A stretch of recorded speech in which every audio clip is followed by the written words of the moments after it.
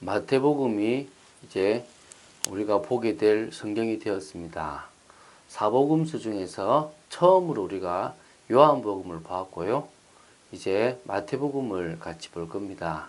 성경을 봐나가면서 예수님의 생애를 다시 한번 더 깊이 아는 시간 되시기 바라고, 그 말씀 속에서 주시는 레마를 발견하는 축복이 있게 되기를 바랍니다. 오늘은 마태복음 1장 1절만을 보겠습니다. 이 한 절이 너무너무 중요한 말씀이고, 이것을 통하여 몇 가지 중요한 이야기들을 좀 나눠보고자 합니다. 그래서 마태복음 1장 1절에 나오는 한 말씀을 통하여 마태복음에 대해서 조금 알고 나아가는 시간 되기 바랍니다. 제가 읽겠습니다. 아브라함과 다윗의 자손 예수 그리스도의 계보라. 이렇게 시작을 합니다. 많은 사람들이 구약은 어렵다고 하니까 신약을 읽습니다. 신약 처음 시작이 마태복음이니까 마태복음 1장을 봅니다. 아브라함이 이삭을 낳고, 이삭이 야곱을 낳고, 야곱이 유다를 낳고 쭉 이렇게 나가는 그 속에서 그만 덮어버립니다. 뭐 이렇게 남는 게 많냐고 하면서.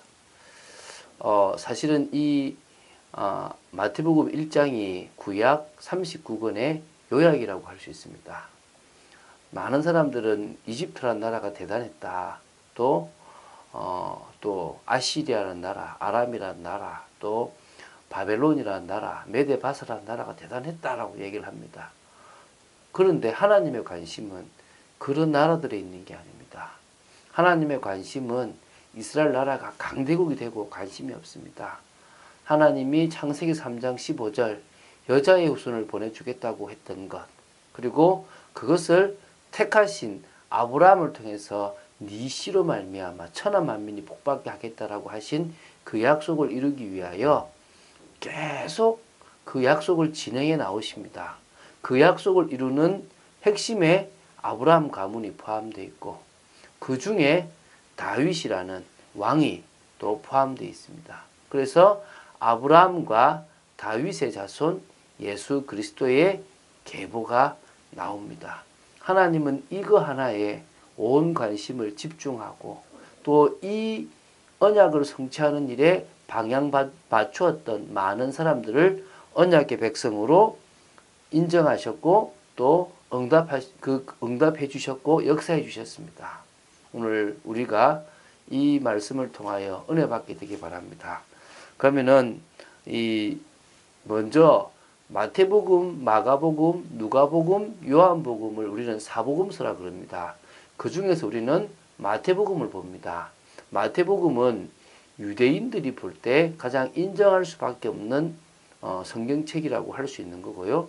또 그러면서도 왕의 혈통으로 바로 다윗의 계보를 잇는, 다윗의 그 왕위를 영원토록 유지하겠다고 하셨던 그 언약의 뜻대로 그 유지할 사람이 바로 예수 그리스도라는 것을 증가하기 위하여 이 마태복음을 기록했습니다.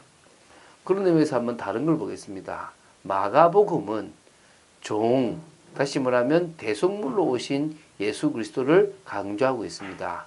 누가복음은 그러면서 그분은 인자, 사람의 아들이다, 사람의 자녀다, 그래서 사람으로 오셨다는 것을 강조하고 있습니다. 요한복음은 그렇지만 그분은 하나님이시다라는 것을 강조하고 있습니다. 그래서 입체적으로 예수 그리스도를 볼 수 있습니다. 왕이지만 대속물, 종으로서 이 땅에 오셨고, 그분은 인간이시지만 하나님이시다라는 것으로 우리는 그 성경을 볼 수 있습니다. 그래서 오늘 시간 이 말씀을 통하여 그런 중요한 부분을 보게 되기를 바라고요. 특히 마태복음, 마가복음, 누가복음을 공관복음이라 그럽니다. 시간적인 배열, 이런 것들이 같이 진행되어지기 때문에 이 성경을, 이 세 권의 성경을 공관복음, 거기다가 요한복음이 포함되면 사복음서라고 이야기를 합니다. 신약 성경 27권 중에 가장 첫 번째 성경이고, 예수님의 제자, 사도로 인정받았던 마태가 이 성경을 썼습니다. 마태, 마가, 누가, 요한 총 4권의 성경에서 제자는 2명입니다. 바로 마태와 요한은 예수님을 따라다닌 제자요 사도였습니다.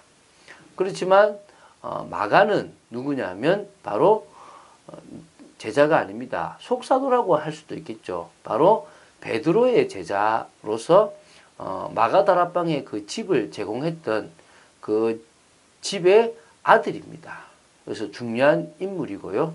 누가는 헬라인이면서 바로 예수님을 믿고 예수님의 생애를 연구했고 바울을 따라다니며 누가복음과 사도행전을 이렇게 이어서 썼던 중요한 인물입니다. 그래서 우리는 이 사복음서를 통하여 입체적인 예수님을 보는데 이번에는 왕으로 오신 예수 그리스도를 볼 겁니다. 그래서 그런 부분이 좀 좋겠고요.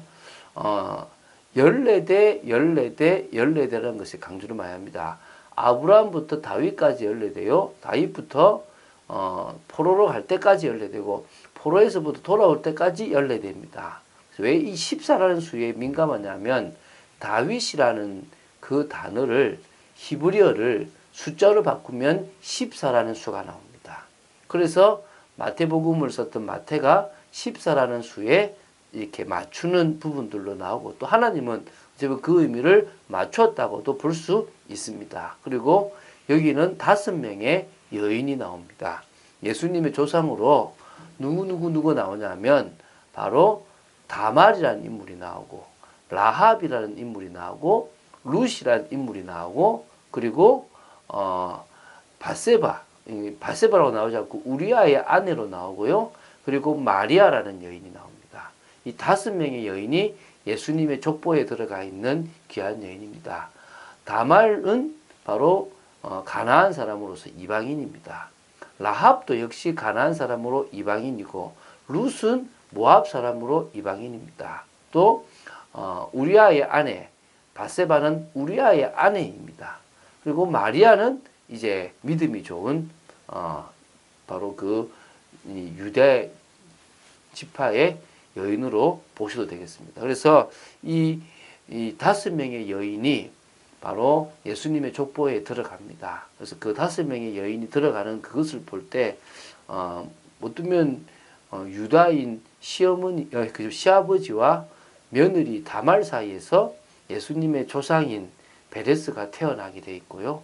또 그 외에도 바로 창녀라고 나오는데 기생이라고 나오는데요.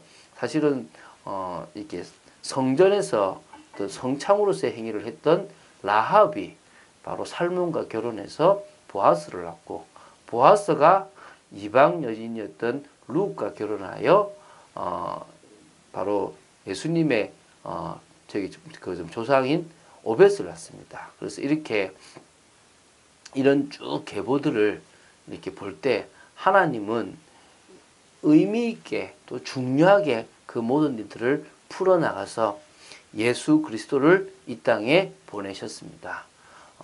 내일 우리가 이제 족보에 대해서 쭉 한번 누가 누구를 낳고 어떻게 되는가에 대한 부분들을 좀 간략하게 나누려고 합니다.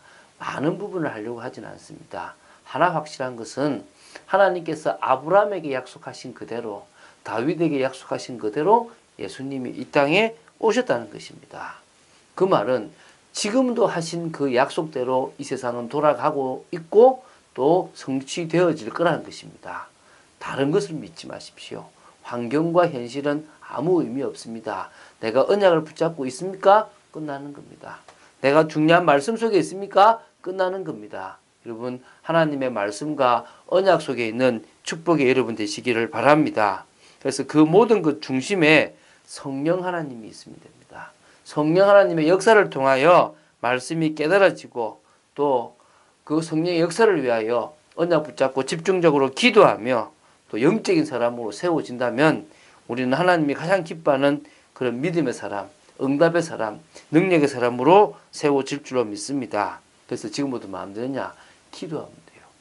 하나님은 우리가 기도하길 원합니다. 기도해야 된다가 아니라 기도하십시오. 고민하지 말고 기도하시면 됩니다. 다니엘은 하루 3번 성전을 향하여 매일 지속적으로 기도를 했습니다. 언약 붙잡고 기도했다는 겁니다. 예루살렘을 향하여 기도했다는 것입니다. 그래서 기도의 기본은 하나님과 소통하는 가장 행복한 시간이 되는 겁니다. 그래서 하나님 안에서 나를 찾고 나를 살리는 그 구원의 감사를 회복하는 게 무엇보다 중요하고요. 하나님께서 우리를 위하여 주신 말씀을 날마다 묵상하면 조용하고도 집중의 시간을 가질 수 있는 게 중요하고요. 몸과 마음을 살리고 회복하는 그런 비밀을 누리는 기도가 되어지면 좋고요. 말씀 속에서 치유도 일어나고 말씀 속에서 균형이 되어지는 그런 기도가 되어지면 될 줄로 믿습니다. 오늘 이 시간 언약의 계보를 우리는 또 이어갑니다. 다시 오시겠다라고 하신 주님, 땅끝까지 복음이 증거되면 오시겠다는 그 약속을 붙잡고 나아가는 믿음의 사람들로 서게 되기를 예수님을 축원드립니다. 주는 그리스도시요 살아계신 하나님의 아들이심을 고백합니다.